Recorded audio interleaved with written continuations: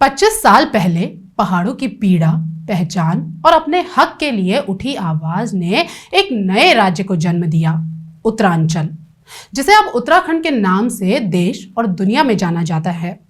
प्रदेश सृजन के लिए यह आंदोलन केवल एक भौगोलिक सीमाओं का निर्माण नहीं था, बल्कि संघर्ष, त्याग और उम्मीदों की कहानी थी। प्रदेश बनने से आज तक इन 25 वर्षों में उत्तराखंड ने विकास, संस्कृति और आत्मगौरव की नई राहें तय की हैं और ये सफर लगातार जारी है, एक ऐसे भविष्य की ओर जहां पहाड़ों की मेहनतकश जिंदगी और उम्मीद दोनों साकार हों। 9 नवंबर 2000 भारत के मानचित्र पर नया राज्य उभरा, उत्तराखंड। सिर्फ एक प्रशासनिक बदलाव नहीं था, बल्कि दशकों के जन आंदोलन, कईयों के बलिदान और पहाड़ के अस्मिता की पुकार का परिणाम था। अब जब उत्तराखंड 25 वर्ष का हो चुका है, तो ये सवाल गूंजता है कि संघर्षों से उपजे उत्तराखंड ने अपने सपनों को साकार किया भी है या फिर वो कहीं धुन में खो चले हैं। आखिर हमने राज्य बनने के बाद क्या पाया है और क्या खोया है? ये वो सवाल है जो हजारों लाखों उत्तराखंडियों की जुबान पर आज भी मचल रहा है। और इसी पर विस्तार से बात करने के लिए मैं पहाड़ी भूली मनीषा आज आपके सामने हूं।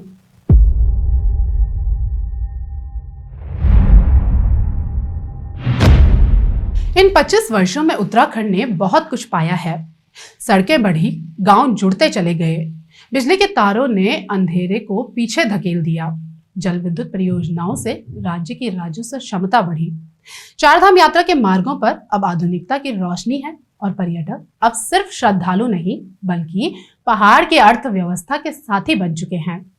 कई नए स्कूल कॉलेजों में नए सपने पलने लगे हैं, अस्पतालों में उम्मीद की सांसें लंबी हो रही हैं, विश्वविद्यालय, मेडिकल कॉलेज और स्कूलों की संख्या में वृद्धि हुई। महिलाओं ने अपने दम पर स्व सहायता समूहों के जरिए पहाड़ के विकास को नई दिशा दी।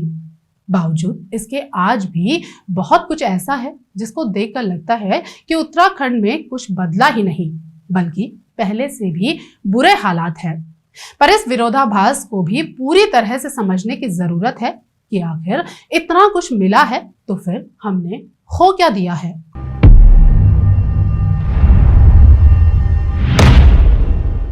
पच्चीस साल पहले जब उत्तराखंड राज्य बना था तो लोगों के दिलों में एक सपना था, पहाड़ों की खुशहाली, गांवों का विकास और प्रकृति के साथ तालमेल। पर आज जब हम पीछे मुड़कर देखते हैं तो एक कड़वा सच सामने आता है। उत्तराखंड ने जितना पाया है उससे ज्यादा खोया भी है, जिसमें सबसे बड़ी कीमत चुकाई है अपने पर्यावरण और सामाजिक ताने बाने की। उत्तराखंड की पहचान पहाड़ों, नदियों और जंगलों से है, लेकिन विकास की दौड़ में इन्हीं पर सबसे गहरी चोट पड़ी है। चारधाम यात्रा मार्ग, सुरंग परियोजनाएं, हाइड्रो पावर प्रोजेक्ट्स, इन सब ने पहाड़ों को काट काट कर कमजोर कर दिया है।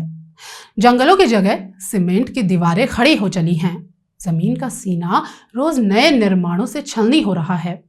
नतीजा ये कि आज जोशीमठ, उत्तरकाशी और पिथौरागढ़ जैसे इलाके भूस्खलन की चपेट में हैं। 2023 में जोशीमठ की दरकती दीवारें और फटी पड़ी जमीनें इस चेतावनी का ही प्रतीक हैं, जिसे हमने वर्षों से अनसुना कर दिया है। गंगा, यमुना, मंदाकिनी जैसी नदियां कभी शुद्धता और जीवन का प्रतीक थी, अब उनके किनारे कचरे, प्लास्टिक और निर्माण के मलबे से भरे पड़े हैं। हाइड्रो प्रोजेक्ट्स ने नदियों का बहाव रोका और कई छोटे झरने सूख गए। 2013 की आपदा में हमने देखा कि जब प्रकृति संतुलन खो देती है तो विनाश कितना भयानक हो सकता है। वनाग्नि यानी फॉरेस्ट फायर अब हर साल की त्रासदी बन गई है। कभी जहां पक्षियों की चहचहाहट गूंजती थी, वहां अब राख उड़ती है। वनों की कटाई और जलवायु परिवर्तन ने जैव विविधता को गहरी चोट पहुंचाई है, जो बदस्तूर जारी है। उत्तराखंड का समाज हमेशा सामूहिकता, सरलता और संतुलन के लिए जाना जाता था, लेकिन अब इस ताने बाने में दरारें बढ़ रही हैं। रोजगार की कमी और संसाधनों की अनुपलब्धता के कारण हजारों गांव वीरान हो गए हैं, जिन्हें अब कहानियों में भूतिया गांव के नाम से जाना जाता है। चंपावत, पौड़ी, टिहरी जैसे जिलों में सैकड़ों घरों के दरवाजों पर अब ताले लटके हैं। जो लोग कभी मिट्टी से जुड़े थे अब शहरों की भीड़ में कहीं गुम हैं। पर्यटन और शहरीकरण के प्रभाव से स्थानीय परंपरा, लोकगीत और जीवन शैली धीरे धीरे मिटने लगी है। जहां पहले सामूहिक मेलजोल और पारंपरिक त्योहार गांव की पहचान थे, अब वहां मोबाइल स्क्रीन और बाजार संस्कृति ने जगह बना ली है। पलायन ने न सिर्फ गांव के युवाओं को घर से दूर कर दिया, बल्कि इसी पलायन के दंश ने महिलाओं पर दोहरा बोझ डाल दिया। खेती, परिवार और सामाजिक जिम्मेदारी का पूरा भार उन्हीं के कंधों पर आ गया। फिर भी वो संघर्ष और आत्मनिर्भरता की मिसाल बनी हुई है। उत्तराखंड आज दो राहों पर खड़ा है। एक तरफ विकास की दौड़, दूसरी तरफ प्रकृति और समाज की पुकार। सही राह वह होगी जहां दोनों का संतुलन बना रहे। जरूरत है सतत विकास की, जहां सड़कें बने पर पहाड़ सुरक्षित रहें, जहां पर्यटक आए पर नदियां साफ रहें, जहां शहर बढ़े पर गांवों की आत्मा न मरे। उत्तराखंड का पर्यावरण और समाज केवल संसाधन नहीं, उसकी आत्मा है। बढ़ते यात्रियों का दबाव उत्तराखंड के पर्यावरण, संसाधनों और स्थानीय जीवन पर गहरी चोट कर रहा है। हर साल लाखों श्रद्धालु और पर्यटक यहाँ आते हैं, कोई चारधाम यात्रा के लिए, तो कोई हेमकुंड साहिब या बद्रीनाथ केदारनाथ के दर्शन के लिए, तो कोई बद्रीनाथ या औली में रोमांच की तलाश में, जो धीरे धीरे अब एक चुनौती का रूप अख्तियार करने लगा है। उत्तराखंड का भौगोलिक ढांचा बेहद नाजुक है। यह भूकंपीय दृष्टि से संवेदनशील है, तो कहीं अति संवेदनशील क्षेत्र भी हैं। यकीनन दबाव बहुत ज्यादा है, संतुलन असंतुलित है। बावजूद इसके पिछले कुछ वर्षों में यात्रियों की संख्या कई गुना बढ़ गई है। 2023 में सिर्फ चारधाम यात्रा में ही 50 लाख से अधिक यात्री पहुंचे। इस साल का आंकड़ा भी इसी के आसपास है। यह संख्या राज्य की जनसंख्या से भी ज्यादा है, यानी प्रकृति पर पड़ने वाले दबाव को यूं अनदेखा नहीं किया जा सकता। सड़क चौड़ीकरण, पार्किंग, होटल और अन्य सुविधाओं के लिए पहाड़ों को काटा जा रहा है, जिससे भूस्खलन और जमीन में आने वाली दरारों की घटनाएं बढ़ रही हैं। जोशीमठ, उत्तरकाशी और चमोली जैसे क्षेत्रों में जमीन का धंसना और जल स्रोतों का सूखना इसी दबाव का परिणाम है। चारधाम यात्रा और ट्रेकिंग मार्गों पर यात्रियों द्वारा छोड़ा गया प्लास्टिक, बोतलें और कचरा नदियों में पहुंच रहा है। गंगा, यमुना, मंदाकिनी और अलकनंदा और कई सहायक नदियां, जिनका जल कभी पवित्रता का प्रतीक था, अब प्रदूषण की चपेट में है। चारधाम यात्रा के मौसम में सड़कों पर किलोमीटर लंबा जाम लगना अब आम बात है। कुमाऊं के नैनीताल और भीमताल में हर साल बढ़ते पर्यटन ने भी प्राकृतिक जल स्रोत और उसकी गुणवत्ता को प्रभावित किया है। हालात इस कदर काबू से बाहर है कि कई पहाड़ी जल स्रोत और झरने सूखने के कगार पर हैं। पहाड़ों के संकरित सड़कों पर हजारों की तादाद में बाहर से आने वाले पर्यटक वाहन पर्यावरणीय दबाव बढ़ाते हैं। इनसे उपजी धूल, धुआं और शोर न केवल वायु गुणवत्ता को खराब करते हैं, बल्कि स्थानीय लोगों के जीवन को भी कठिन बना देते हैं। पर्यटन से मिलने वाली आय जितनी जरूरी है, उतना ही जरूरी है सामाजिक संतुलन। लेकिन तेजी से बढ़ते यात्रियों के कारण कई धार्मिक और सांस्कृतिक स्थलों की पवित्रता पर भी संकट कई बार देखने को मिल जाता है। स्थानीय लोग खुद अपने ही क्षेत्रों में अजनबी महसूस करने लगे हैं। होटल, ढाबे और बाहरी व्यवसायों ने पारंपरिक जीवन शैली और स्थानीय रोजगार को भी बदल दिया है। उत्तराखंड की सुंदरता और शांति उसकी असली ताकत है। अगर यह बिगड़ गई तो पर्यटन की जगह ही हिल जाएगी। अगर इन्हें बचाना है तो हमें फिर से वही भावना जगानी होगी जिसने इस राज्य को जन्म दिया था। पहाड़ बचेंगे तो उत्तराखंड बचेगा, वरना विकास की यह रफ्तार हमें मंजिल तक नहीं, गहरी खाई में कहीं धकेल कर रख देगी। राज्य निर्माण के समय उत्तराखंड के लोगों के मन में एक नई आशा जगी थी कि अब स्थानीय संसाधनों का बेहतर उपयोग होगा। पर्वतीय क्षेत्रों में उद्योग फलेंगे फूलेंगे और युवाओं को अपने घर गांव में ही रोजगार के अवसर मिलेंगे। परंतु 2 दशकों से अधिक समय बीत जाने के बाद भी यह सपना पूरी तरह साकार नहीं हो पाया है। आज भी बेरोजगारी राज्य की सबसे गंभीर चुनौतियों में से एक बनी हुई है। रोजगार की कमी के कारण पहाड़ का शिक्षित युवा वर्ग निराशा की स्थिति में है। राज्य बनने के बाद उम्मीद थी कि स्थानीय स्तर पर स्वरोजगार योजना, उद्योग क्लस्टर और स्टार्टअप को प्रोत्साहन मिलेगा, परंतु नीतियां जमीनी स्तर तक प्रभावित नहीं हो पाई। सरकारी भर्तियों में पारदर्शिता की कमी ने युवाओं का समय समय पर सिस्टम से मोह भंग करने का काम किया है। सबसे ज्यादा युवाओं को निराश किया पेपर लीक ने। नेताओं और रसूखदारों का भर्तियों में प्रमुखता अपने लोगों को देने की खबरों ने भी युवाओं को सिस्टम के खिलाफ करने का काम किया। नतीजतन इस प्रदेश के युवाओं को सड़कों पर संघर्ष करते न केवल प्रदेश बल्कि पूरे देश ने देखा। कागजों पर भले बेरोजगारी के आंकड़े कमतर नजर आते हैं, पर जमीनी हकीकत कुछ और ही है जो भयावह है। रोजगार देने और पैदा करने में इस प्रदेश की कोई भी सरकार अभी तक उतनी सफल नहीं हो पाई जितनी उम्मीद थी। नारायण दत्त तिवारी के अलावा किसी भी सरकार की रोजगार को लेकर कोई ठोस नीति नहीं दिखाई दी। उत्तराखंड की औद्योगिक नीति मुख्यतः मैदानी जिलों हरिद्वार, रुद्रपुर, काशीपुर, देहरादून आदि तक ही सीमित होकर रह गई। पहाड़ चढ़ने में मानो योजनाओं ने बीच रास्ते ही दम तोड़ दिया।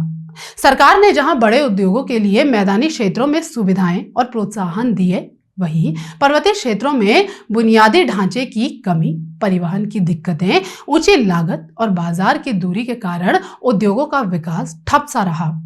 परिणाम स्वरूप औद्योगिक संतुलन बिगड़ गया और पहाड़ के लोगों को रोजगार की तलाश में मैदानों या महानगरों की ओर पलायन करना पड़ा। बस इसी मूल जड़ को पकड़ने में अभी तक की सभी सरकारें नाकाम साबित हुई हैं। उत्तराखंड की पर्वतीय भूमि में अपार संभावनाएं हैं। यहाँ की जड़ी बूटियां, फल, औषधीय पौधे, हस्तशिल्प और पर्यटन स्वयं एक संपूर्ण आर्थिक शक्ति बन सकते हैं। लेकिन इन क्षेत्रों में प्रोसेसिंग यूनिट, प्रशिक्षण केंद्र, विपणन तंत्र और पूंजी निवेश की कमी के कारण स्थानीय उत्पादन सीमित रह जाता है। हर्बल प्रोसेसिंग उद्योग या हैंडीक्राफ्ट सेक्टर को आवश्यक तकनीकी और वित्तीय सहयोग नहीं मिल पाया, जिससे स्थानीय युवाओं की आय सृजन की क्षमता पर असर पड़ा है। जब तक पहाड़ के युवाओं को अपने क्षेत्र में सम्मानजनक रोजगार नहीं मिलेगा, तब तक राज्य की सच्ची प्रगति अधूरी रहेगी। इसलिए जरूरत है कि औद्योगिक विकास की दिशा मैदानों से निकलकर पर्वतों तक पहुंचे, ताकि अपना पहाड़ वास्तव में आत्मनिर्भर बन सके। यही कारण है कि इस प्रदेश में पलायन आज इस प्रदेश के लिए एक अभिशाप बन गया है। गांव के गांव खाली होते जा रहे हैं। इसके ये 3 सबसे बड़े कारण हैं। पहला रोजगार, दूसरा स्वास्थ्य और तीसरा शिक्षा। लेकिन उत्तराखंड की अब तक की सरकारें इन्हीं तीनों कारणों को सही तरीके से और हर व्यक्ति तक पहुंचाने में विफल साबित हुई है। राज्य के विकास का केंद्र मुख्यतः मैदानी क्षेत्र हरिद्वार, देहरादून, रुद्रपुर, काशीपुर जैसे शहर बन गए। यहाँ उद्योग, रोजगार, शिक्षा और स्वास्थ्य की सुविधाएं तेजी से बढ़ी। लेकिन दूसरी ओर पहाड़ी जिलों में बुनियादी सुविधाओं का अभाव बना रहा। सड़क, बिजली, पानी, अस्पताल और उच्च शिक्षा जैसी जरूरतें अब भी अधूरी हैं। यह समानता केवल भौगोलिक नहीं बल्कि सामाजिक और आर्थिक भी है। बीतते समय के साथ साथ यह भी स्पष्ट होता चला गया कि राजनीतिक अस्थिरता और असंतुलित नीतियों ने इस उम्मीद को कमजोर कर दिया। उत्तराखंड ने अपने छोटे से इतिहास में कई मुख्यमंत्री और सरकार देखी हैं। बार बार नेतृत्व परिवर्तन से शासन की स्थिरता और नीतियों की निरंतरता पर गहरा असर पड़ा है।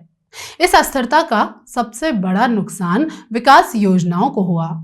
सड़क, स्वास्थ्य, शिक्षा और उद्योग से जुड़ी परियोजनाएं या तो ठप पड़ी रही या बार बार दिशा बदलती रही। हर नई सरकार के साथ प्राथमिकताएं बदल जाती हैं और पूर्व की योजनाएं अधूरी रह जाती हैं, जिससे दीर्घकालिक दृष्टिकोण पीछे छूट जाता है। परिणाम स्वरूप जनता का भरोसा व्यवस्था से कमजोर हो उठता चला गया। सरकार से शासन है, शासन से जनता के लिए योजनाओं को फलीभूत करने की शक्ति। और जब शासन स्थिर नहीं होता तो दीर्घकालिक योजनाओं पर ध्यान देना कठिन हो जाता है। नेता और सरकारें अल्पकालिक लाभ और चुनावी वादों तक सीमित रह जाती हैं। विकास योजनाएं अक्सर राजनीतिक दिखावे का माध्यम बनकर रह जाती हैं। परिणाम स्वरूप राज्य की ऊर्जा और संसाधन उन क्षेत्रों तक सीमित रह जाते हैं जहां से राजनीतिक लाभ की संभावनाएं अधिक होती हैं। राज्य बनने के साथ ही प्रदेश को स्थिर, जवाबदेह और दीर्घदर्शी नेतृत्व की आवश्यकता थी।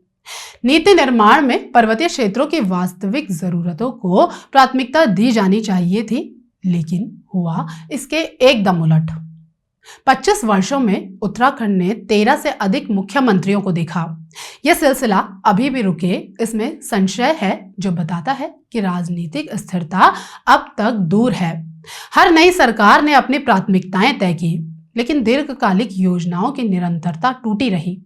इस अस्थिरता का सीधा प्रभाव विकास परियोजनाओं और जन विश्वास पर पड़ा है। उत्तराखंड की असली ताकत उसके पहाड़, उसकी संस्कृति और उसके लोग हैं।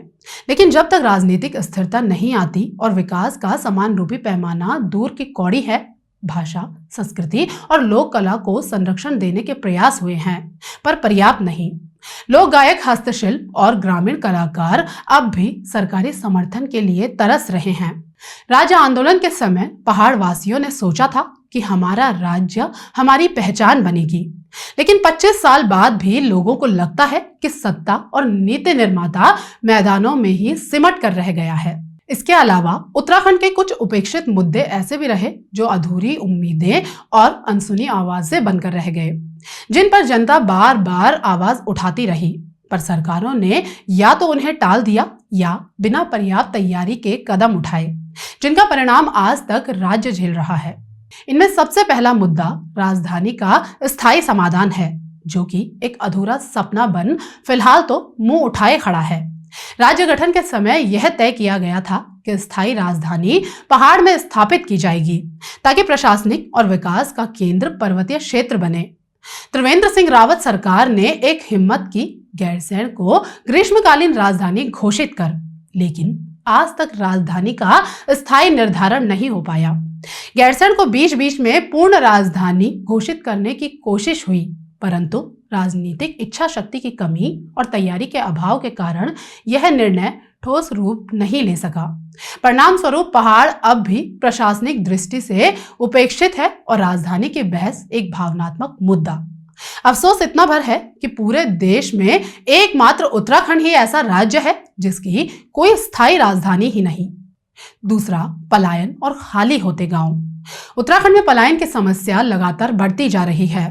रोजगार, शिक्षा और स्वास्थ्य सुविधाओं के अभाव में हजारों गांव लगभग खाली हो चुके हैं। सरकारों ने रिवर्स माइग्रेशन के कई अभियान शुरू किए, जैसे घर की ओर लौटो, पलायन आयोग आदि, लेकिन ये योजनाएं व्यावहारिक स्तर पर प्रभावी नहीं रही। स्थानीय उद्योग, कृषि और स्वरोजगार को पर्याप्त समर्थन न मिलने से यह समस्या आज भी जस की तस बनी हुई है। तीसरा, स्वास्थ्य और शिक्षा। दूर दराज इलाकों की उपेक्षा। पर्वतीय क्षेत्रों में अस्पतालों में डॉक्टर की भारी कमी है। विद्यालयों में शिक्षक और संसाधनों का अभाव है। हर सरकार ने इन मुद्दों पर घोषणा तो की, पर योजनाएं जमीन पर नहीं उतरी।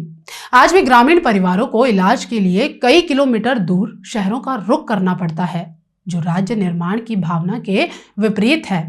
सरकार कहती रही है कि सब दुरुस्त है, पर जमीन पर चौखुटिया जैसे आंदोलन समय समय पर देखने को मिल ही जाते हैं। चौथा, सशक्त भू कानून आंदोलन। अपने पहाड़, अपनी जमीन की रक्षा की लड़ाई। उत्तराखंड राज्य के निर्माण के साथ ही लोगों के मन में एक उम्मीद थी कि यह राज्य अपने संसाधनों पर अपने लोगों का अधिकार सुनिश्चित करेगा, लेकिन बीतते समय के साथ ही यह भावना कमजोर होती चली गई। पहाड़ों की जमीनें धीरे धीरे बाहरी पूंजीपतियों और कंपनियों के हाथों बिकने लगी और स्थानीय लोग अपनी ही भूमि से वंचित होते रहे। इसी चिंता से जन्म हुआ सशक्त भू कानून को लेकर एक आंदोलन का, जो आज उत्तराखंड की पहचान और अस्तित्व की रक्षा का प्रतीक बन चुका है। उत्तराखंड में भू संपत्ति केवल आर्थिक नहीं बल्कि सांस्कृतिक और भावनात्मक धरोहर भी है। राज्य बनने के बाद पर्यटन, उद्योग और रियल एस्टेट के नाम पर बड़े पैमाने पर बाहरी निवेश को प्रोत्साहन मिला। धीरे धीरे यह प्रवृत्ति भूमि की खरीद बिक्री तक पहुंच गई, जिससे पहाड़ों में स्थानीय समाज का संतुलन बिगड़ने लगा। गांवों की जमीनें बिकने लगी। स्थानीय कृषक और कृषि दोनों ही कमजोर हुई, जिसका असर सामाजिक ढांचे पर पड़ा। इन स्थितियों के विरोध में सामाजिक कार्यकर्ताओं, युवाओं, किसानों और बुद्धिजीवियों ने सशक्त भू कानून की मांग को एक जन आंदोलन का रूप दे दिया। आंदोलन की मुख्य मांगें इस प्रकार थी। पहला, स्थानीयों की भूमि पर बाहरी खरीद पर नियंत्रण। केवल राज्य के स्थायी निवासियों को सीमित मात्रा में भूमि खरीदने की अनुमति हो। दूसरा, कृषि भूमि की सुरक्षा। कृषि भूमि को व्यावसायिक प्रयोजनों में बदलने पर सख्त नियंत्रण लगे। तीसरा, भूमि उपयोग नीति में पारदर्शिता। सरकार बड़े उद्योगों या परियोजनाओं को भूमि देने से पहले स्थानीय समुदायों की सहमति ले। चौथा, भूमि बैंक और भूमि माफिया पर रोक। बाहरी कंपनियों द्वारा बड़े पैमानों पर भूमि अधिग्रहण को रोका जाए।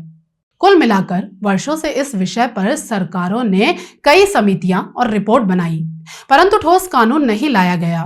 2018 और 2021 में आंदोलन ने व्यापक रूप लिया, जब विभिन्न सामाजिक संगठनों ने यह मांग की कि राज्य में ऐसा सशक्त भू कानून बने जैसा हिमाचल प्रदेश या सिक्किम में है, जहां बाहरी व्यक्तियों को सीमित भूमि अधिकार है। प्रदेश की धामी सरकार ने भू कानून को बनाया, जिसमें कुछ अस्थायी संशोधन किए, लेकिन वो आंदोलनकारियों की उम्मीदों पर खरा नहीं उतरा। नतीजतन आज भी यह एक बड़ा मुद्दा बनकर प्रदेश की जनता के बीच जीवित है। सशक्त भू कानून आंदोलन केवल भूमि का प्रश्न नहीं है, यह पहाड़ के अस्तित्व और आत्मसम्मान का सवाल है। यदि उत्तराखंड को अपने मूल स्वरूप को बचाना है तो भूमि पर स्थानीय समुदायों का अधिकार सुनिश्चित करना होगा। सरकार को चाहिए कि वह जनभावनाओं का सम्मान करते हुए ऐसा सशक्त भू कानून बनाए जो विकास और संरक्षण के बीच संतुलन स्थापित करे। यह आंदोलन हमें याद दिलाता है कि राज्य केवल सीमाओं से नहीं, अपनी मिट्टी और लोगों से बनता है। उत्तराखंड की जनता ने यह राज्य अपने बलिदान, संघर्ष और सपनों से पाया था, लेकिन राजनीतिक अस्थिरता, अल्पकालिक सोच और नीतिगत उदासीनता ने कई महत्वपूर्ण मुद्दों को अधूरा छोड़ दिया। आज भी लोग स्थायी राजधानी, रोजगार, पलायन रोकथाम और पर्यावरण संरक्षण जैसे मूल मुद्दों पर आवाज उठा रहे हैं। ऐसे कई पहलू हैं जो आज भी ज्यों के त्यों बने हुए हैं। एक वीडियो में उन सभी पर बात करना संभव नहीं है, इसलिए हम धीरे धीरे उन सभी पहलुओं को अलग अलग माध्यम से आपके सामने लाते रहेंगे।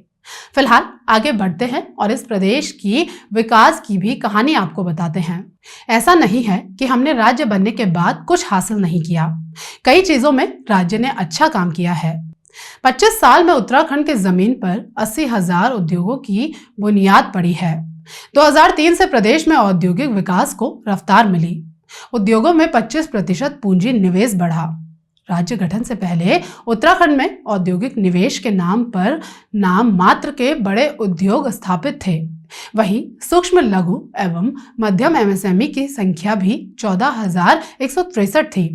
इन उद्योगों में कुल 700 करोड़ का पूंजी निवेश और 38,500 लोगों को रोजगार मिला था। नवोदित राज्य उत्तराखंड ने बाल्यकाल से ही औद्योगिक विकास को प्राथमिकता दी। वर्ष 2003 में विशेष औद्योगिक पैकेज की सौगात मिलने का उत्तराखंड को पूरा लाभ मिला। राज्य गठन के 3 साल में उत्तराखंड ने औद्योगिक विकास में रफ्तार पकड़ी और विनिर्माण क्षेत्र में निवेश डेस्टिनेशन के रूप में उभरकर सामने आया। वर्तमान में राज्य के जीडीपी में विनिर्माण क्षेत्र का 1/3 योगदान है। राज्य गठन के बाद उत्तराखंड में 80,000 एमएसएमई उद्योग स्थापित हुए।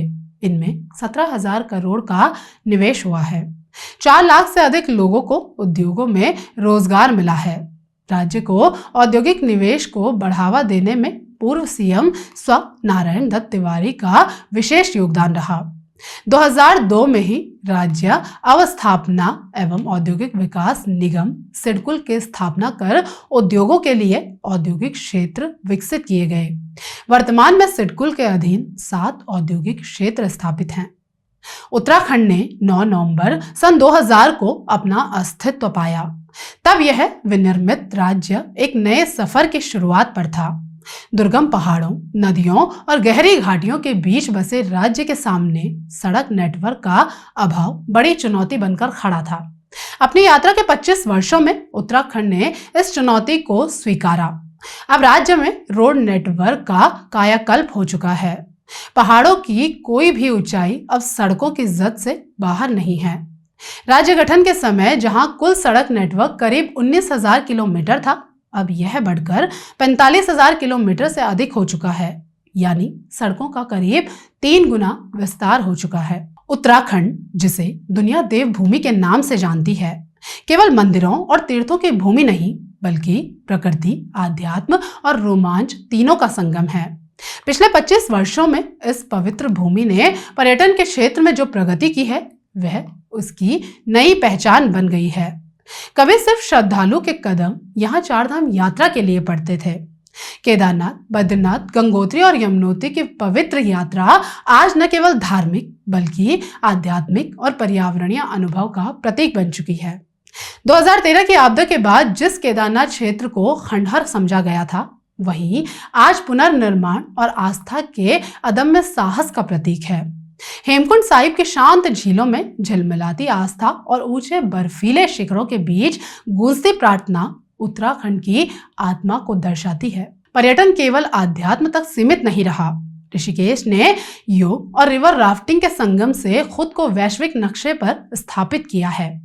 दुनिया भर से लोग यहाँ ध्यान और रोमांच की तलाश में आते हैं। वहीं औली की बर्फीली ढलानों पर फिसलते स्कीयर अब सिर्फ पर्यटक नहीं बल्कि उत्तराखंड के आर्थिक रीढ़ का हिस्सा है।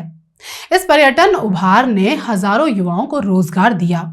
गाइड, ड्राइवर, होटल संचालक, हस्तशिल्प और स्थानीय उत्पाद बेचने वाले हर व्यक्ति को नई पहचान मिली। गांव में होमस्टे संस्कृति ने पलायन रोकने की दिशा में एक नई उम्मीद जगाई। फिर भी इस विकास के साथ एक जिम्मेदारी भी जुड़ी है, प्रकृति और संस्कृति की रक्षा की। अगर पहाड़ों की सुंदरता बची रहेगी तभी यह पर्यटन स्थायी रहेगा। इसलिए आज जरूरत है उत्तराखंड मॉडल के रूप में एक ऐसे पर्यटन की जो विकास के साथ संतुलन भी बनाए रखे। देवभूमि उत्तराखंड का पर्यटन आज केवल कमाई का जरिया नहीं बल्कि उसकी आत्मा की धड़कन है। हर यात्री यहाँ सिर्फ रास्ते तय नहीं करता, वह अपने भीतर शांति, रोमांच और विश्वास के नए आयाम खोजता है। अगर अगले 25 वर्षों में उत्तराखंड को अपने मूल स्वप्न को साकार करना है तो कुछ ठोस कदम जरूरी हैं। विकास का मॉडल पहाड़ की जरूरतों के अनुसार बने। स्थानीय रोजगार सृजन, कृषि, पर्यटन, हस्तशिल्प और हर्बल उद्योग को प्राथमिकता मिले। पर्यावरण समस्त विकास की जरूरत है। हर परियोजना से पहले पारिस्थितिकीय मूल्यांकन को अनिवार्य बनाना बहुत जरूरी है। पहचान, संभावनाएं और विकास के अवसर के तौर पर उत्तराखंड ने बहुत कुछ पाया, लेकिन उसने बहुत कुछ खोया भी। अपनी जनसंख्या, पारिस्थितिक संतुलन और सामुदायिक आत्मा का एक हिस्सा।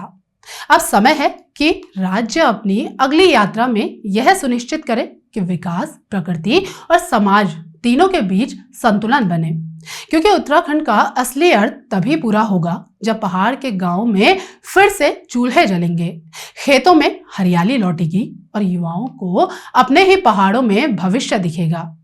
अब उत्तराखंड को दूसरी पीढ़ी के पुनर्निर्माण आंदोलन की जरूरत है। एक ऐसा आंदोलन जो भावनाओं से नहीं, विवेक और स्थायी नीति से संचालित हो। 25 साल पहले पहाड़ों की पुकार थी, अपने हक की, अपनी पहचान की, अपने अस्तित्व की। ये केवल एक पुकार भर नहीं बल्कि उन माताओं की सिसकियां थी जिनके बेटे रोजगार की तलाश में मैदानों की ओर उतर जाते थे। यह उन बेटियों की उम्मीद थी जो चाहती थी कि उनका पहाड़ भी संवरे।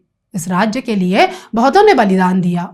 उन्हीं के संघर्षों से जन्मा था उत्तराखंड, जो उम्मीद का दूसरा नाम बन गया था। पर सच ये है कि संघर्ष अभी जारी है और सोचने की बारी अब तुम्हारी है।